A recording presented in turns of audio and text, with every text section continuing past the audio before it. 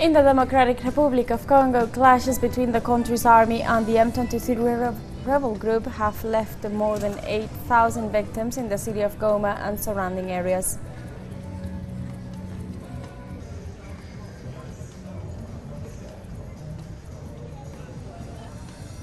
More than 27 civilians have been killed in the 39-day siege by Israeli troops of the northern West Bank town of Jenin.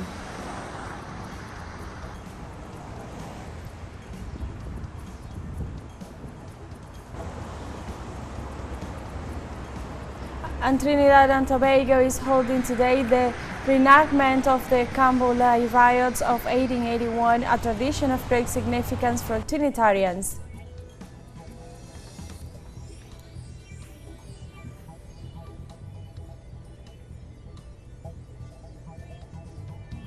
Hello and welcome to From the South. I'm Alejandra Garcia from teleSUR Studios in Caracas, Venezuela. We begin with the news. Stay with us.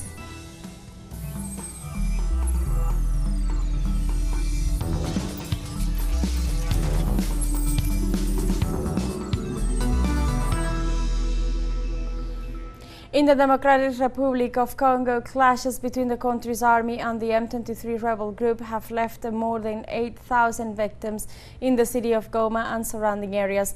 According to the Minister of Public Health, Samuel Roger Kamba, over 8,500 corpses have been buried since January, stressing that an average of more or less than death a day have been recorded. The minister explained that some 5,587 wounded have been registered, although the cases registered at the military hospital in Goma are not taken into account because of the control that the M23 has in the area. So far, the rebel group has advanced on several fronts, taking over 2 provinces, reaching minerals such as gold and coltan, which are essential for the technology industry and the manufacture of mobile phones.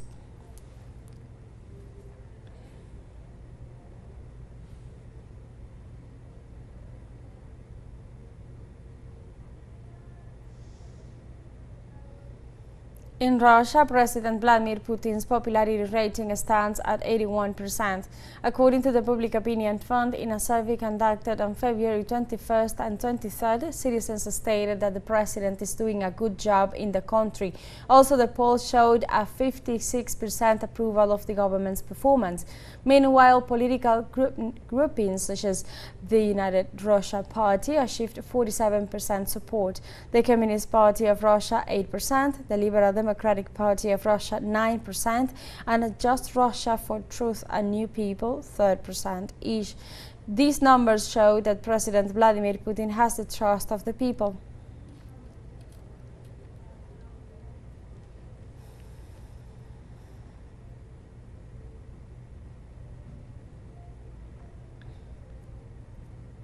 Russian authorities say they have foiled a terrorist attack planned by Ukrainian intelligence against a leader of the Russian Orthodox Church. The Russian Federal Security Service has reported that an operation against the Russian Orthodox Metropolitan of Crimea, Tikhon, has been foiled. The assassination of the religious leader was carried out by 2 men to whom employees of the main intelligence directorate of the Ukrainian Ministry of Defense handed over an explosive device placed in a hiding place in December 2024. A homemade bomb and Ukrainian passports with altered details were seized from the 2 detainees, a Russian and a Ukrainian national.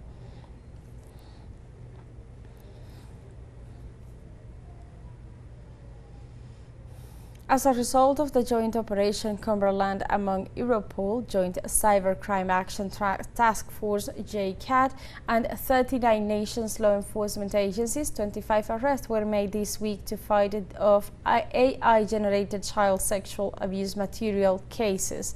Major concurrent detentions occurred on Wednesday, February 26th, as part of the Operation Cumberland led by Danish police, which is still underway.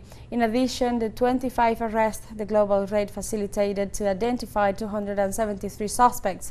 Likewise, officers seized 173 pieces of evidence, which were collected in the 33 house searches. So far, the main defendant is a Danish citizen who ran a website where he sold his CSAM. In all, Europol, JCAT and local officers are working side by side to solve these CSAM global cases.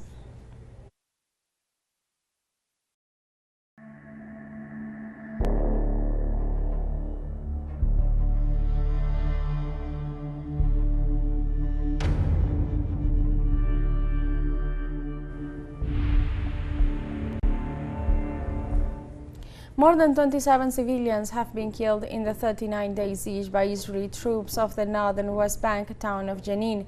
The Israeli forces have left dozens of Palestinians injured and caused extensive destruction of infrastructure and property, such as burning houses, bulldozing roads, and preventing civilians from accessing their property, where they have appropriated several residential areas to turn them into military bases, especially the refugee camp, while in some neighborhoods they are experiencing water cuts due to the destruction of roads and water networks by the Zionist regime.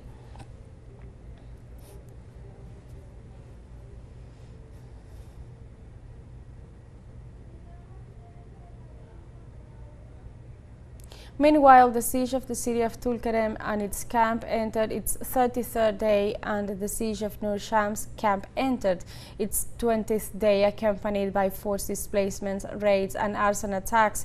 The Israeli army continues to carry out raids and widespread destruction in both refugee camps, causing damage to infrastructure such as electricity, water, sewage and communication networks. The Zionist offensive has resulted in 12 deaths, including a child and 2 women, one of them in the last stages of pregnancy.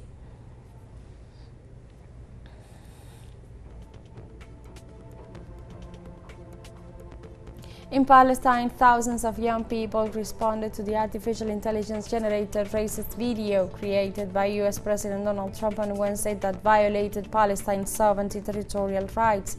Trump provoked outrage when he published on his social networks, Truth Social, a video generated with artificial intelligence showing his plan to expel the Palestinians from Gaza and turn the territory into a Middle Eastern Riviera with a golden statue of the U.S. president. In this context, the Palestinians reacted to the video with disgust and outrage by releasing a counter video where citizens rebuild their country and show a future in which Trump and Israeli Prime Minister Netanyahu serve time for their crimes against the Palestinian people.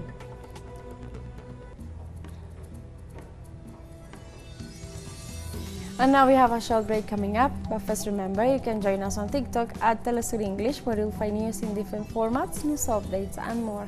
We'll be right back, stay with us.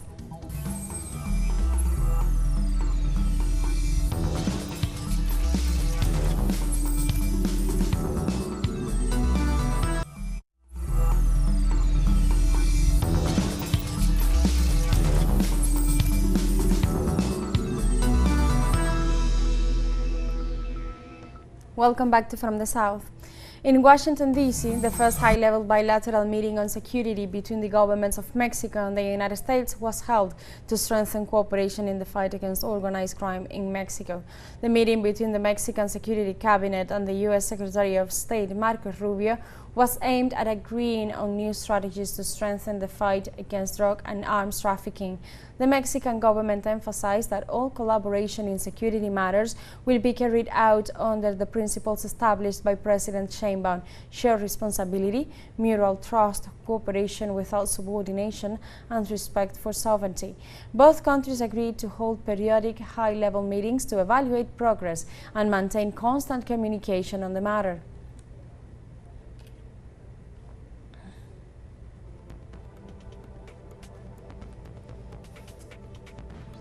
Mexican government extradited 29 detainees linked to criminal organizations to the U.S. in a major move to combat drug trafficking as part of the coordinated agreement between the two countries to strengthen regional security. The Mexican Attorney General's Office and the Secretariat of Security and Citizen Protection were in charge of the operation that involved inmates who were in Mexican prisons and were wanted for their links to drug trafficking and other related crimes. The transfer warranted fundamental rights protocols in accordance with the Mexican Constitution and in compliance with the formal request of the U.S. Department of Justice. This extradition adds to the actions of President Claudia Sheinbaum's Security Cabinet, which reported the arrest of more than 13,000 generators of violence in recent months.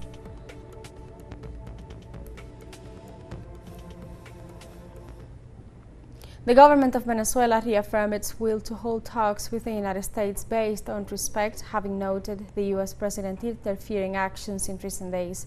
On the mobilization for the 36th anniversary of the Caracazo, the president of Venezuela, Nicolás Maduro, warned that if the U.S. government decides to pursue imposing sanctions and violence, the new Trump administration will be far away from the track of amicable relations.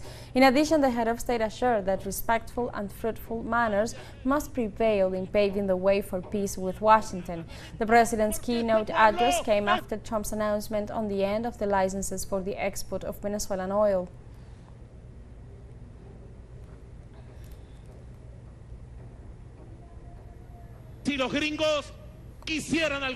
If the U.S. administration were willing one day to hold a respectful talk on equal terms,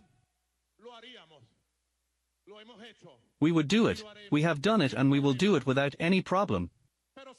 But if the White House wants to continue betting on that fascism of violence in Venezuela, that's up to them. We will continue being on our right track, that track of independence, sovereignty, peace, work, development and harmony.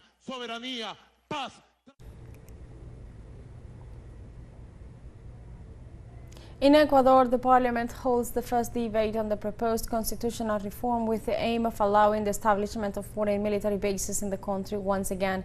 The debate involves modifying Article 5 of the Ecuadorian Constitution, which prevents the permanence of foreign military forces and which made the United States to leave its base in Manta in 2009. According to a report presented by Assembly member Gisela Garzón, the president's proposal includes changes in other laws, recalling that the Ecuadorian Penal Code punishes with 10 to 13 years in prison anyone who allows foreign military bases to be set in the nation. Noboa's proposal was made in the context of the internal armed conflict he declared in the country against organized criminal groups because of the escalation of violence that has led Ecuador to become one of the countries with the highest homicide rate in Latin America.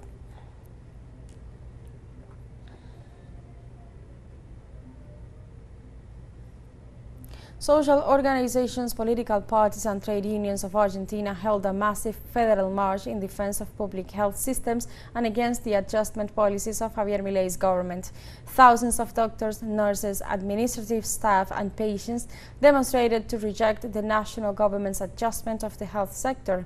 The march through the streets of Buenos Aires City started at the offices of the Ministry of Health to Plaza de Mayo and was replicated in cities all over the country. The demonstrators denounced, among other things, the cuts in HIV and tuberculosis programs, lack of vaccines and oncology drugs, attack on the National Cancer Institute, low salaries for professionals, and firing in various health entities.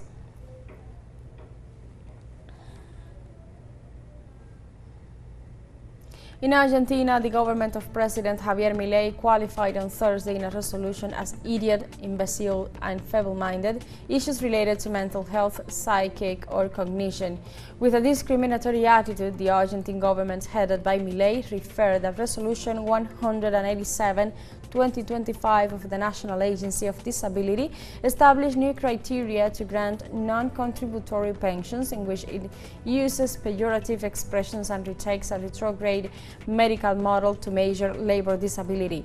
The referent of the Network for the Rights of Persons with Disabilities, Anna Dunn, stated that it is an unprecedented setback in terms of rights and it shows that the libertarian officials are doing with our group. They adjust us and persecute us.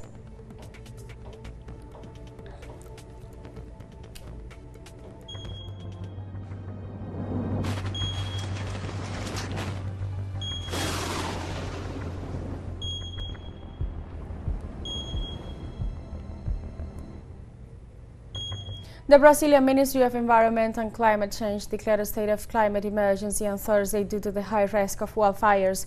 According to the Geoeconomic Institute of the South American Research Institute, the area burned by forest fires in Brazil in 2024 increased compared to 2023 and exceeds the size of Italy. Minister Marina Silva assured that this legislative project is a set of measures ranging from creating a legal framework to establishing the figure of climate emergency. She also pointed out that there is no Brazilian legal framework, so creating one has implications on several issues from insurance to investments to resources.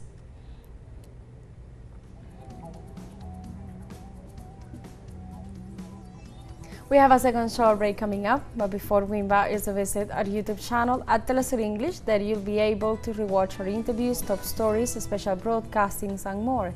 Hit the subscribe button and activate the notification bell to stay up to date on the world's most recent events. Find a short break, we'll be right back.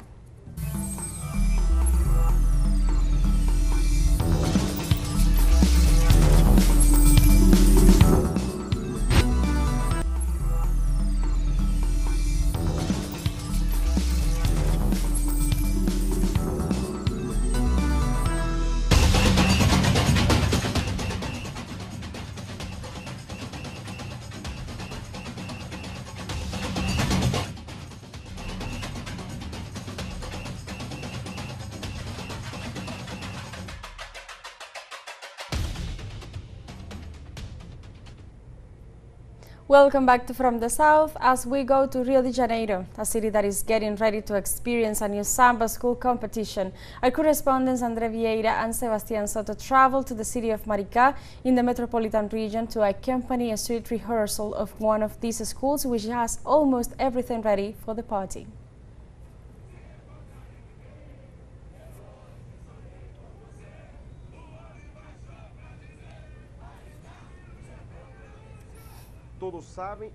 Everyone knows and sings the music.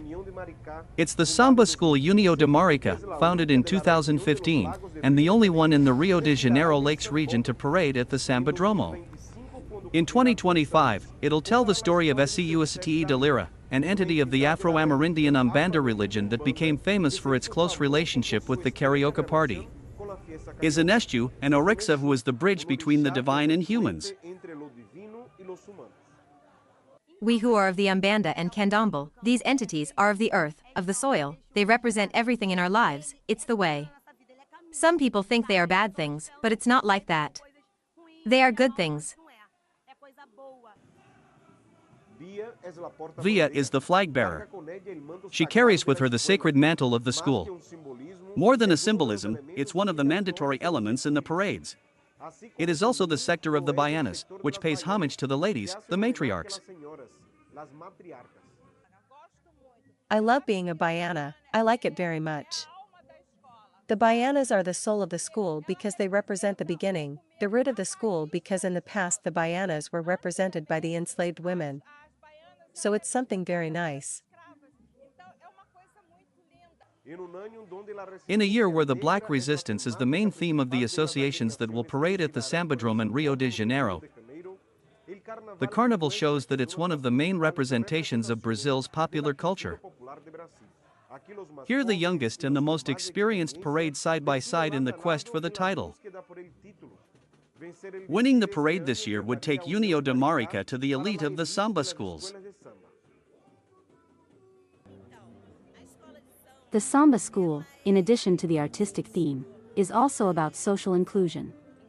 There is no race, no type, no color, everyone is welcome. We form a big family to celebrate this marvel that is the carnival. Maricá comes very strong, Maricá with this wonderful community, a power in the world of carnival, you can be sure that we will seek this title. On the 28th we will show on the avenue that Maricá knows how to do samba too.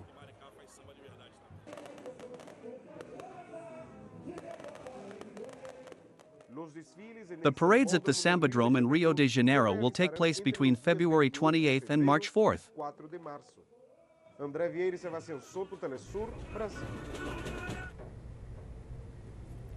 Trinidad and Tobago held early on Friday the reenactment of the Canboulay riots of 1881, a tradition of great significance for the Caribbean island. The Canboulay riot reenactment is an event aimed at educating and fostering a sense of pride in the people, a ritual representation of a moment in history that kicks off carnival celebrations on the island.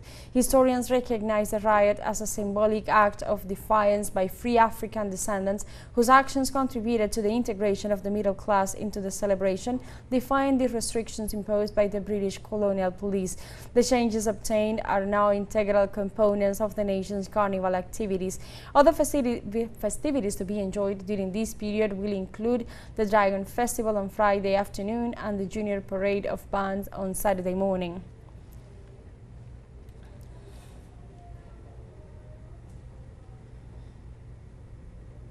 And in this context, Trinidad and Tobago Foreign Minister Mary Brown expressed satisfaction regarding on how the carnival celebrations began and explained that these festivities are deep-rooted in the history and culture of the nation.